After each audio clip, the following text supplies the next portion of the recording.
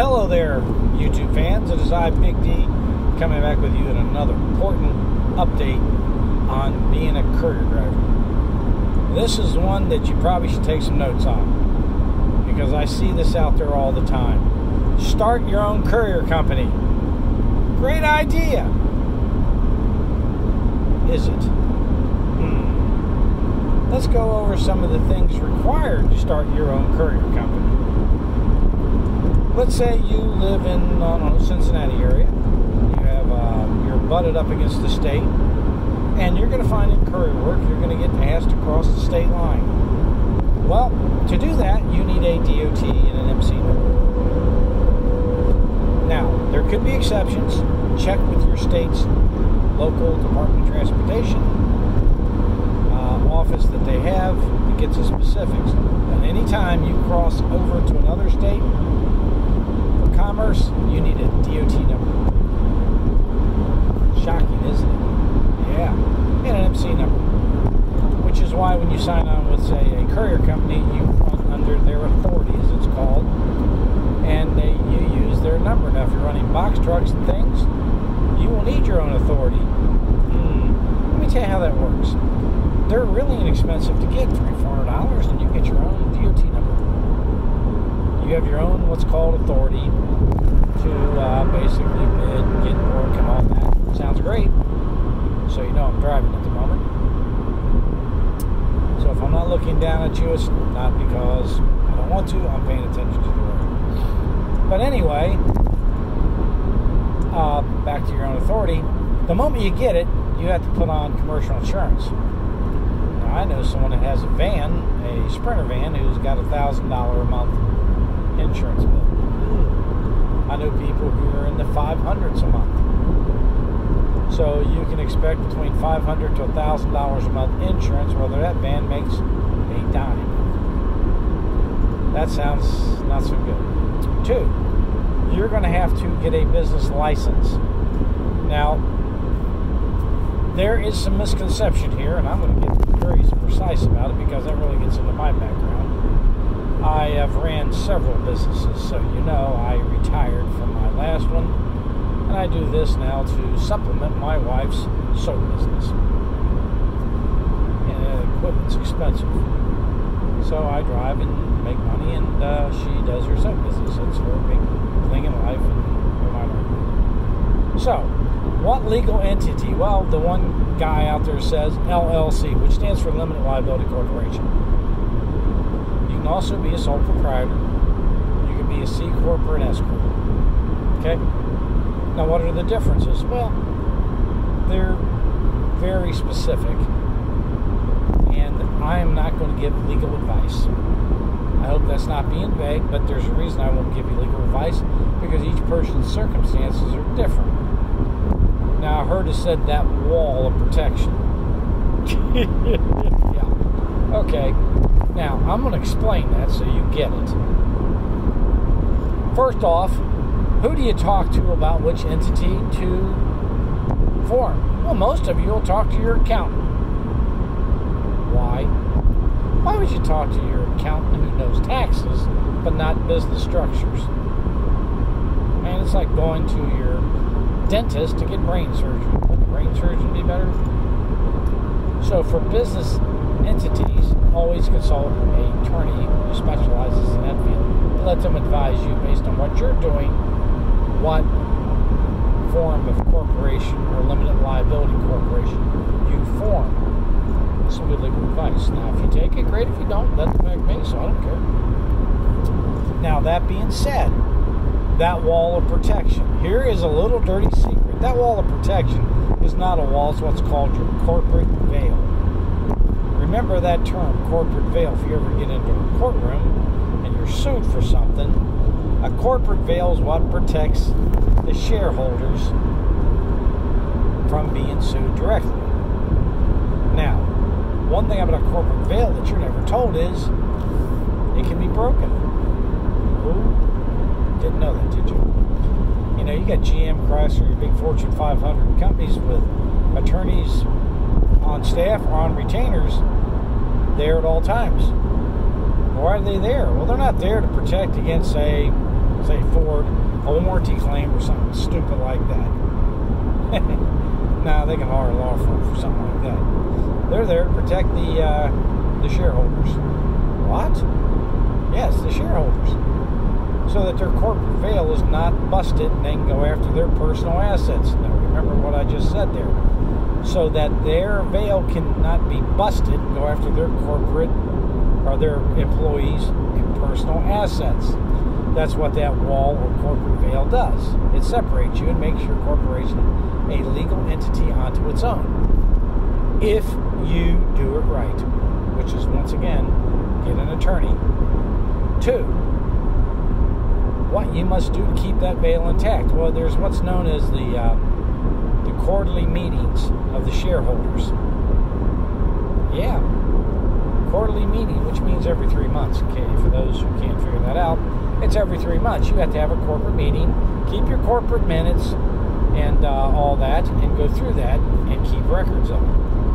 Because in a courtroom, here's what they're going to do to you. The attorney for the opposition, who's filed the suit against you because one of your vehicles was in an accident, and they're coming after your personal assets, they're going to break your corporate veil and go after your brand new home that's worth $1 million since you're a big money maker out here making millions of dollars as a courier. You own the company, and they're going to go after you, and they're going to ask for that. And when you don't produce it, he's going to go up to the judge and say, Your Honor, I'd like the corporate veil lifted at this time. XYZ Courier Company never acted as a corporation and therefore are not protected. And poof, it's gone. And now your personal assets are in play. Congratulations. Business sounds like fun, but you better cross your I's, or dot your I's and cross your T's. So that in itself is why I recommend you get a good attorney. So that doesn't happen to you. It happens to a lot of people. Now, how many vehicles do you need? Well, it depends on the contract that you're supposed to going to go get. A hospital, probably 25. What? 25 drivers. But they don't cost you anything until you get them a job, right? Well, I have a buddy of mine who went and got his own authority. He uses vans for this, and he hauls. I'm not even going to tell you what he's hauling. But he hauls a specific piece of equipment for 2 companies. And he goes from Cincinnati out to Yuma, Arizona, Florida, West Virginia, Indiana, Cleveland, Detroit, all around picking up these pieces in New York too. Picking up a certain piece of equipment, brings it back, has it refurbished, and takes it back. Doesn't sound too bad, does it? Well, he has problems keeping drivers. Why? Well, because he has to have a driver on call and on notice 24/7. That's hard to do. You can go for a week or 2 and not have anything to do. Most people aren't going to do that. You're not going to get up in the morning, get yourself all dressed, ready to go, wear the uniform and all that crap they want you to do. At 7 a.m., be ready to go at a moment's notice, run out the door, jump in your vehicle, run over and pick up that thing. Well, that's not going to happen because people are like, I've done that 4 days in a row and I made $0. I'm not doing it. So there's your first problem. If your drivers aren't making money, you're not going to have drivers. And don't expect one account to keep them busy enough. It doesn't happen that way. So that being said, you are going to have a problem maintaining vehicles. Now, the reason you need an account like that is so you can make money. Yeah. Okay? Now, you go out there and beat on doors, which I have no problems. It's called cold calling. Go out there and do that. But don't think you're going to walk in someplace who's never considered using a courier. You mean they're not moving the material now? So you have walked in and enlightened them on the fact that they need to move their material. What? Well, how did it get moved before? No, it's just stacked up there in the warehouse. We just make it, pile it up, big pile. Bullshit. And, if they think they're going to get you accounts long distance, well, yeah, bullshit. And any account that's big that could use you already is had on every door by several courier companies. It's a cutthroat business, so if you can do it cheaper, great. But you're going to need more drivers. You're going to have to put the insurance on it. I alluded to in my last video, my rant as I call it, because I was accused of only being out here to make money and give you vague information. Well, sometimes I can't be precise because I don't know the state where you're in. I can't tell you what courier company to drive for in Dallas, Texas. You want to know why? I don't drive in Dallas, Texas. As an expediter, I went to Dallas, Texas. Okay? I can give you my thoughts on which expediting companies to run for because they go around the country. A courier stays more local, so it's going to be local, which is why I said talk to drivers running for a company you're considering. Get 6 or 7 of them, talk to them separately. Find out what they have to say. If the consensus is we don't make money, we're getting screwed, don't go there. But if you get, 4 out of 6 saying, yeah, we really like it here, then give them a try. One person stated that all I tell you is to talk to other people. In that instance, yes. Because I can't advise you. I am not trying to be vague. I'm just trying to give you how you should go about this. Now, back to starting your own courier company. Well, you got yourself in business now. You got your MC. You got your insurance. You got behind you. The phone rings. XYZ Courier. Yes. I'll come and get it. You jump in your car and run over and get that bag or box or whatever it is. Run it 30 miles and you bill them, I don't know, $75. Yes. Made $75 a day. Yes. I got 2 of those. I made $150, which a lot of people, that'd be happy with that. Okay? Depends on how much you want to make. So, and you're going to deal with this 7 days a week, 24/7. But what the hell, you're making money. It's okay. It's a good start. But you don't have a lot of money in reserves. You have to pay for that, getting your corporation set up, and your DOT, that insurance, and all that other stuff you have to do. And, get your tax IDs and all that. Yeah, you better have those too. Now you're billing your customer, and 30 days goes by, 40 days goes by, 55 days goes by, 60, and 70 days they actually cut you a check for the first 2 or 3 invoices. So it's, let's say it's $200, $300, they send it to you. See the problem going on here, folks? You're digging a hole that you're not going to get out of real quick. You're going to run up your credit cards, pay 30, 15, 20, 30% interest on your credit score. And you're going to get what we call negative cash flow. Negative cash flow is when you've got a lot of money on your paper, receivables, and you have nothing in the bank. It's hard to pay your rent, your lease, your mortgages, your car payments, your van payments, whatever it is, with a stack of, hey, this is what's owed me. They don't usually accept that as currency. So then you may have to go into what's called factoring. Factoring is when you sell your account to a factoring company and you submit the invoices. Now you're going to be careful here because, let's say you do 10, 12 loads a day and you get 10, 12 invoices. And you send it to them. That's $10, $12 a day. It's $1 each, about $2.99 for your interest rate on those. Now, that sounds great. Well, maybe. Because they're going to have to do the credit check on your account. And you may get this, we're not going to factor them because they take 70 days to pay the bills. So we're not going to do these guys. Cash is king in business. Cash flow is king. Medical, hospitals, they're terrible. Universities are too, by the way, but just thought I'd tell you that. They don't like to pay their bills on time. But if you're lucky enough to find an account which pays you on time, can make you money, cover all those costs, go for it. If you have no experience in a business, go to the Small Business Administration and get yourself a mentor before you jump into that deep into the pool and find out what it's going to cost you. That's my advice there. Now, can I teach how to run a business? Yeah. But there's a lot to that. So that's why I say go to the SBA and get a mentor. Okay? 2, if you've never done courier work before, run for somebody, get yourself a year or two experience so you know what the hell you're doing, and then get in it. There's a thought. Now, I alluded to the Amazon situation, where Amazon doesn't hire corporate drivers or company drivers. They contract it out to contractors. Now, are the contractors paying you well? 15, 16 bucks an hour? Some people think that's great. Others may not. But the thing of it is, you got to realize what Amazon does and how they do it. They set up a contractor.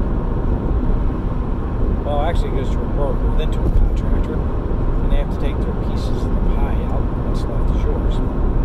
Ain't that nice? So therefore, how are you getting paid? You're being paid by your carrier that you're running for. Like the one I do. Yeah, I run for them and I get paid through them. Okay? They're making money off of this. So is the broker. So everybody's got their hand in the till. Okay? That's why a lot of people want to go direct, by the way. I get it. But I get paid every 2 weeks. My money's there. They got to chase theirs. That's their problem. But that being said, back to the subject at hand, why is the pay so sucky? Because everybody's got their hands in it. Alright? And the carrier determines how much you get. Not Amazon, they do. So, dependent is whatever Amazon pays is what Amazon pays. Just remember, it's trickling down to you. If you don't like that pay, don't do it. Okay? Now, realize one thing. The box truck rates for Amazon, where they take their stuff to post offices and drop it off there at night, during the day, sometimes during the days, skids, pond skids, they're eventually going to get out of that. You do realize this. I mean, they want to stop going to post offices. You see, their whole game plan, from what I can tell, is to basically set up independent businesses. They even try to get their employees to do it. And get on 5 or 40 vans, like I mentioned in my last video, and how well that paid, and let them go out and do it. Then they don't need those trucks going to those docks. They cut that out, see? Savings. Because that doesn't pay too bad. It's around $2.30, $2.35 a mile, $18 a stop. So if you go to 5 stops at night, you get $18. The first one, the mileage to it, and after that, it's $18 a stop. Now, remember, I did hit on the DOT regulations in the last one. I'm going to hit that again a little bit. Okay, when you're hearing about 10,000 pounds, it's actually 10,001 pounds. Why is that important? Because the weight of the van, truck, if you use the small box truck, has to stay under that weight requirement so that you don't have to have all the DOT regulations applied to you. What do I mean by that? Okay, 10,001 pounds with the van, anything you're carrying with you, full tank of gas, and the freight. You're not able to haul 10,000 pounds. That's everything. So if someone tells you to go out and get a 10,000 pound van or a box truck, don't. And generally you can distinguish them because they have a dual axle, dualies on the back axle. Gives you a good indication. Not in every case. Some of them come in just under. But for the most part, that's a good way to tell if the truck can be under 10,001 pounds if it's got a dually on it. So if you've got a van that weighs, say, 7,000 pounds, or a box truck, you can only put 3,000 pounds in it. That's it. Sorry, that's your cutoff. Expediting, they watch that very heavily because they're stopped a lot. They look at it. So if you go over 10,001 pounds, you A, have to scale it. B, in a lot of places you're going to have a Class B. Not always, but most of the time you're going to have a Class B. C, yeah. And you're going to have to run logs. If you don't have those, they can ding you on each one, $2,000 to $3,000. It becomes a hefty fine. You don't have it.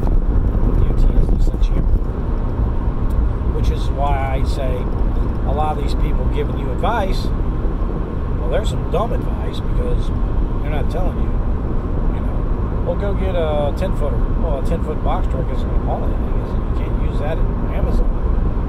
Now, in specific weights and distances, okay, if you're not required to have a Class B, you may be required to have a medical card. You have to go get a DOT physical.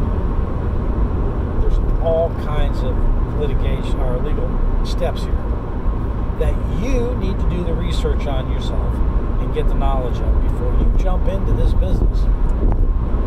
Running for a carrier, well, that's on to them. I mean, I run for a courier company. Their trucks have to be DOT regulated and everything of that nature. So that's on them to have the license, not you. Now, that doesn't mean you can't be legally held responsible for hauling stuff overweight, not having the proper license on it and all that stuff, because once you get behind the wheel started, it's on you. Not the courier company, not the shipper, not the receiver. It's your responsibility. Yeah, it's shocking, isn't it? You as the driver. So, you make sure you well within your legal rights that you are covered. So, is getting into a courier business where you're running your own authorities and stuff worth it? Depends on you. I know people doing really well at it. It's a lot of work. They live the job 24/7. So, that being said, you have to make that determination. This is Big D saying it's Monday.